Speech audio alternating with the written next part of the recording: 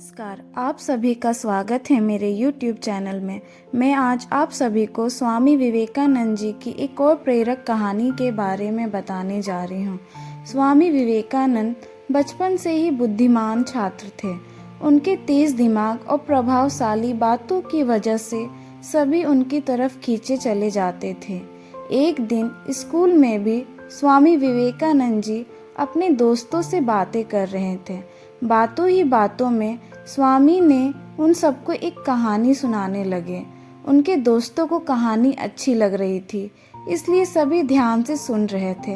विवेकानंद जी कहानी सुनाने में और उनके दोस्त उसे सुनने में इतने खो गए कि किसी को पता ही नहीं चला कि कब मास्टर जी क्लास में आ गए। मास्टर जी ने क्लास में आते ही बच्चों को पढ़ाना शुरू कर दिया।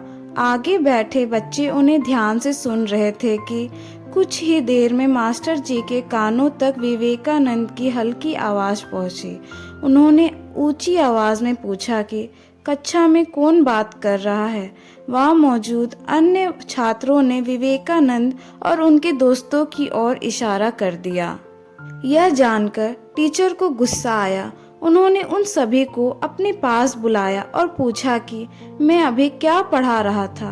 कुछ सेकंड तक किसी से कोई जवाब ना मिलने पर उन्होंने हर बच्चे की तरफ देखते हुए सवाल पूछा। सब ने अपनी नज़र झुका ली।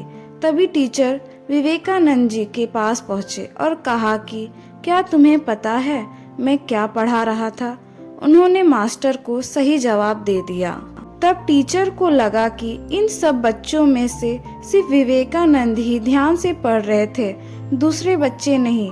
यह सोचते ही मास्टर ने स्वामी विवेकानंद के अलावा अन्य छात्रों को अपने अपने बेंच पर खड़ा होने की सजा दे दी।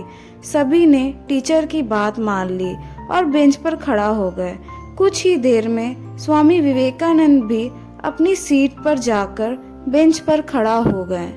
स्वामी को बेंच पर खड़ा देखकर मास्टर ने कहा कि मैंने तुम्हें सजा नहीं दी है, तुम बैठ जाओ। नज़र झुकाते हुए विवेकानंद ने कहा, सर मैंने ही इन सभी छात्रों को बातों में लगा रखा था, गलती मेरी ही है।